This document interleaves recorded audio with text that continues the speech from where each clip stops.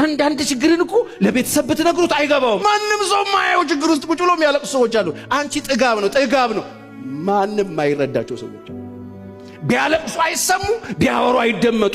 ሁሉ ጀጅ የሚያረጋቸው ዙሪያቸው ያለው ዙሪያ ገባቸው ፈራጅ የሆኑ ሰዎች ብዙ ናቸው። ከነዚህ ሁሉ ነጥሎ ሳታወሪው የሚገባው ሳትነግረው የሚሰማ ያለበትን ሁኔታ የሚያቅ የምታየውን ያየ የሰማኸውን የምትሰማ እልፍኝህ ይጠብቃል። እልፍኝህ አደባባይ ላይ አይደል፣ እልፍኛችሁ ውስጥ የእናንተና የሱ ቦታ ላይ ተጠንቀቁ። እነሱ ነው እየገፈተሩ ሰዎችን ጉድጓድ ይከተሉ። በርከክ ስቲ ፈጣሪሽ ባልሽ ነው ይሉ። የማይሞተው ወዳጅሽ አጠገብሽ ቆሟል።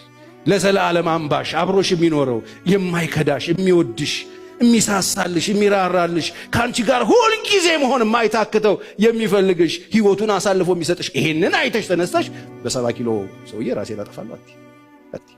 ይሄ መዛባት ነው። በረኪና ጠጣለሁ አትይ። በረኪና ጋር የሚወስድሽ ይሄ ሲጠፋ። እልፍኝ ስትዘጉ ዋናውን ታገኙታላችሁ። እልፍኝ ስትዘጉ ባለቤታችሁን ታገኙታላችሁ። ለምን እንደፈጠራችሁ ታገኛላችሁ። ያልሰጣችሁን አይጠይቃችሁ። ግራ አትጋቡ። የእናንተ ጌታ ይጠብቃችሁ። መቅደሱ ውስጥ ቁጭ ብሎ ናፍቆ እስራኤልን ለመታደግ ሕዝብ መረን ሲሆን ምናምንቴ ሰዎች ሲበዙ ሀገሩ ሲበላሽ መቅደሱ ክፍት ሲል ባለጌ አገልጋዮች ተፈጥረው ርስቱ ድዱ ሲያራክሱት እግዚአብሔር መቅደሱ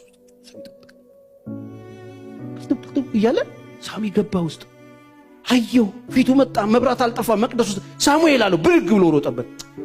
አሁንም ሳሙኤል አለው ብድግ እያለ ይሮጣ። ፋይናሊ ኤሊ እግዚአብሔር እንደጠራው አወቀ። ይል ሂድና እነሆኝ ይሰማህ ባሪያ ተናገር በላል። ይሰማሃል። በግሉ ሳሙኤል ገባና የመቅደሱን የእስራኤልን ሰምቶ